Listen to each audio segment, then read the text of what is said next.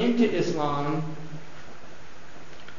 the Quraysh began to get worried. And it's very interesting what they said. They said about the Prophet, they said, "Yusaffihu ahlamana." He makes us look stupid. Because he was saying, do you worship pieces of wood and stone that can't hear or speak or benefit you? And so that bothered them. And there's an interesting analogy in the Quran with Ibrahim or Abraham, where there's all these idols that his people worshipped. And one night he goes in, he was only about 12 or 13, he goes in and he smashes all of the idols except for one of them. And he puts the axe in the big one. And then he leaves and they come back and they find all their idols smashed. So they say, this Ibrahim was talking about this. They go get him. And they say, who did this? And he said, ask the big one. And they said, what, do you think we're stupid? He can't say anything. And he said, then why are you worshiping him? And then they became self-reflective. Very interesting. They became self-reflective. Suddenly they said, he's got a point here. Now this became troublesome for them, because at that point a window opens and it can close very quickly, and somebody shouted, get rid of him, right? And then it becomes a mob scene. Yeah, let's not think about this, let's kill him, right? Now there's an interesting German philosopher, Heidegger, who has a theory about what he calls thrownness. That human beings are thrust into a certain environment, and they literally take on all of these qualities, not based on their own individual reality, but based on what everybody else has told them. And so we learn about the them very quickly. And there are certain expectations within the context of them, the other, like that we don't belch in public, right? I mean, we learn quickly that there are certain things we don't breach. And they're not things that we chose, they're things that are imposed on us. And obviously they have purpose and do certain things. But also there's a type of, what Heidegger felt was a type of inauthenticity that went with that. Because people really hadn't reflected about who they were in their essence or their essential nature. They were really simply only confirming what had been reflected back to them from their culture and their society. And people that break these models, in England they would be called eccentrics. Right? People that don't, and the English actually kind of allow for that within their culture. But you have to be rich. That's a prerequisite. Because if you're poor, they call you mad. But Heidegger felt that a person who had never come to terms with this, he called it an undifferentiated person. They really had never thought that I am is because I grew up in a certain culture and environment. And this culture and environment has completely imposed upon me a way of viewing the world, a language that involves a worldview. All of these things are literally superimposed upon us, and we submit to them by and large. Now, Heidegger's solution to it was, he said the only authentic act that you could really do once you realized this was die.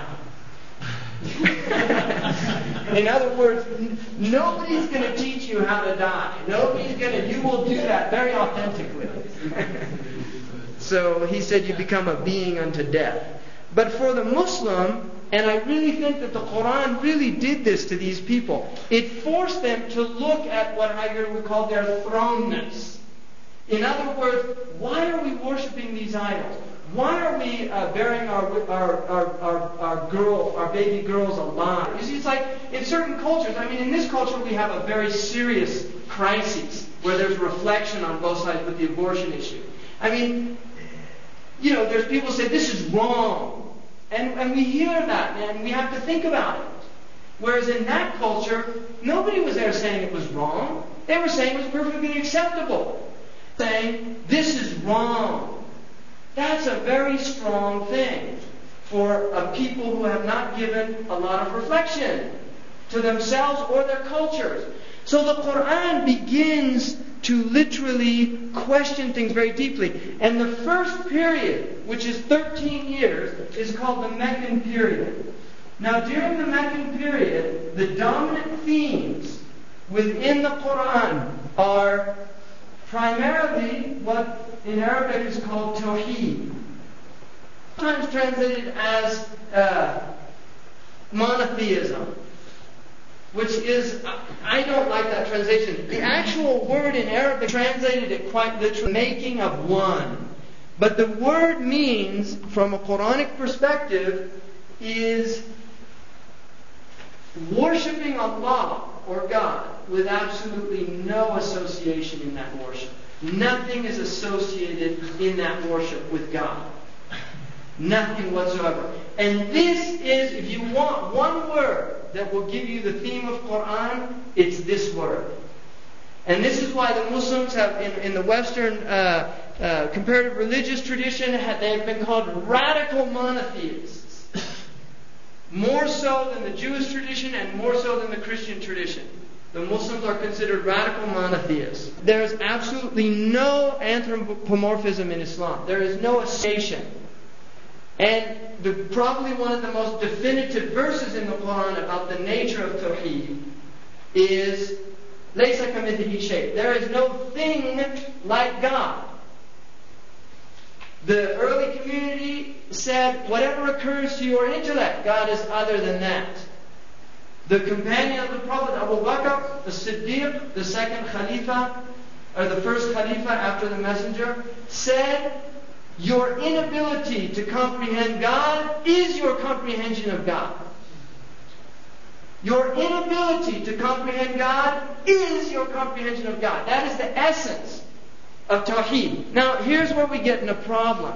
We say, if God is unknowable, then how do we know God? Right? Now, it's interesting because within the Christian tradition, the first person to really deal with this issue, I mean, there's probably Tertullian, you might have some inklings of it, but the first person really to deal with this issue is probably Kierkegaard, who's a very interesting philosopher. Because Kierkegaard recognizes suddenly that, now the way the Christians have tended to deal with that is through Christ. Christ becomes the object of God's knowability. That God becomes man so that man can understand God. Right? I mean, this is an element within Christian theology. For the Muslim, the knowability of God is through the creation itself. And this is why much of the Quran is focused on telling people to the creation itself. Because the creation is seen as a theater of manifestation, of divine manifestation. That God is not entering in, is not incorporated, is not becoming, he is not becoming, embodying himself into the creation, like incarnation is becoming the flesh.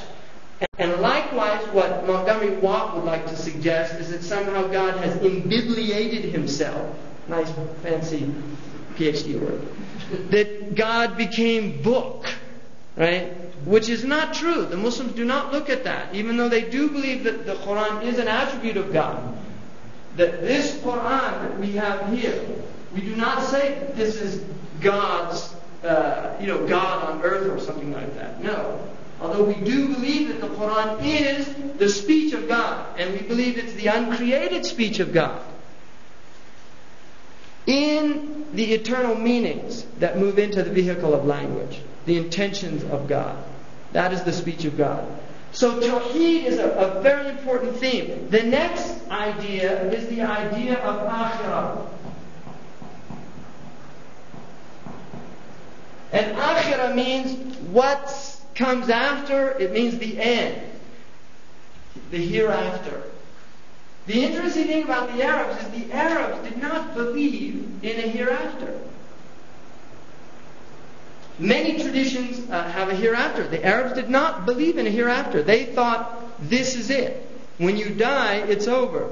And they said, if we're bones and dust, will we be brought back to life? The Quran says, the one who created you the first time is capable of creating you a second time. In other words, the fact that you've come into existence one time, a second time, even by our own logic, would seem to be easier. Because if you've made something one time, it's generally easier the second time around.